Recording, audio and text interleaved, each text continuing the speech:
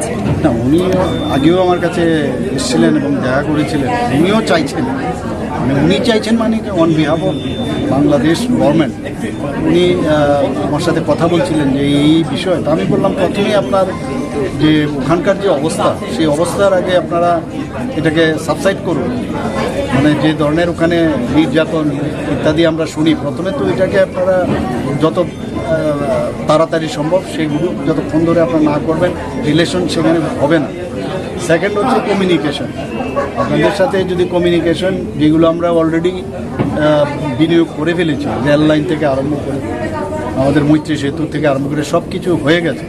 তা আপনারা তাড়াতাড়ি এগুলো যদি ইমপ্লিমেন্ট করতে হয়, সম্পর্ক বাড়াতে হয়, এইগুলোও দরকার। মানুষ বিজনেস চায়, আপনাদের এদিকেও যারা আছেন, কারণ আমরা জানি যে ফিশ থেকে আরম্ভ করে, সিমেন্ট থেকে আরম্ভ করে বা যে আমাদের চিপসগুলো আসে বাইরে, তো সেইগুলো এখন কিন্তু মুশকিল।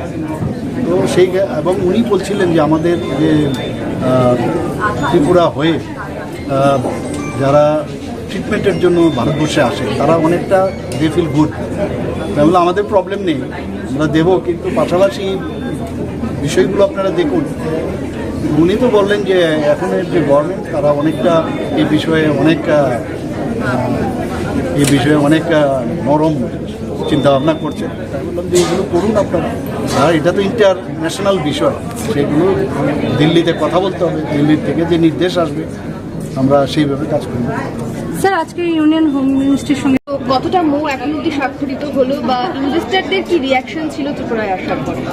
কালকে যারা এসেছিল তারা সবাই খুশি, এবং ত্রিপুরার মানুষ সবাই আপনারা জানেন যে অতিথি পরায়ণ। তো ওরা তো এগুলো দেখে না, সবকটাই সুপারফিশিয়াল অন্যান্য জায়গায় গেলে। ওরা দেখে খুবই আনন্দিত, খুশি। এটা দরকারও, কারণ এটা কিন্তু ফেস অফ আওয়ার স্টেট। তো সেদিন তো মানে গতকাল আমাদের স্টেজের মধ্যে অনেকগুলো বড় বড় যারা জায়েন্ট ফিগার রয়েছেন, তাদের তো মৌ হয়েছে। পরবর্তী সময় এখনও কিন্তু মৌ চলছে, 2টো পর্যন্ত মৌ চলছে। তো আমার কাছে যা খবর আছে, আমি তো কালকে বললাম যে 500 জনের মতো হবে, এখন তো 1200 হয়ে গেছে। এর মধ্যে যাতে এটা গ্রাউন্ডেড হয়, তার জন্য আমাদের ভেরি ইম্পর্টেন্ট। এর আগেও প্রায় 30,000 কোটি টাকার আমাদের মুভ হয়েছিল, এর মধ্যে 8,000 কোটি টাকার গ্রাউন্ড হয়েছে।